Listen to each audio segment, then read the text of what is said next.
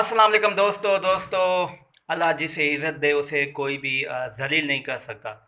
और अगर अल्लाह जिसे ज़लील करना चाहे पूरी दुनिया मिल के भी उसको इज़्ज़त नहीं दे सकती।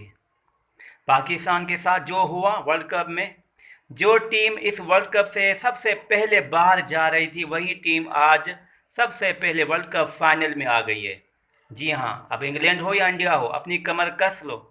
बल्कि कुछ इंडियन एंकर वहाँ के जो कुछ दोस्त हैं जो मैच देखने गए थे वो कह रहे हैं कि अब इंडिया को इतना आसान नहीं लेना चाहिए पाकिस्तान को, क्योंकि पाकिस्तान की ओपनिंग जोड़ी बाबर आजम मोहम्मद रिजवान बिल्कुल जो फॉर्म में नहीं थे, लेकिन आज वो उस टाइम पे फॉर्म में आए जब आगे एक ख़ास मैच है फाइनल का। तो बहुत सारे लोग कह रहे हैं कि अब इंडिया को अपनी कमर कस देनी चाहिए।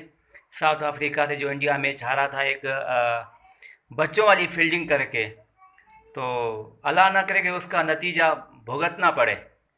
तो पाकिस्तान आ गया है फाइनल में और इंशाल्लाह उम्मीद करते हैं इंशाल्लाह एक तो ख़ास मेहरबानी नदरलैंड की जो पाकिस्तान की हेल्प की सेमीफाइनल में पहुंचाने के लिए।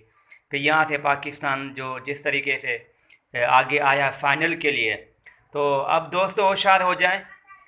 जो भी फाइनल होगा जिसके साथ होगा, इंडिया के साथ या इंग्लैंड के साथ, फाइनल बड़ा दिलचस्प होने वाला है।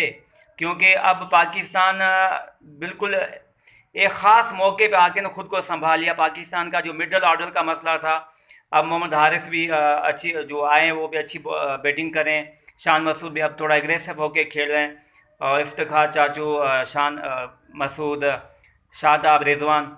तो आज जिस तरीके से ओपनर ने जो एक अच्छी स्टार्ट किया, ख़ास तौर पे पाकिस्तान की ओपनिंग का बड़ा मसला था कि वो पावर प्ले को अच्छा यूटिलाइज़ नहीं करते।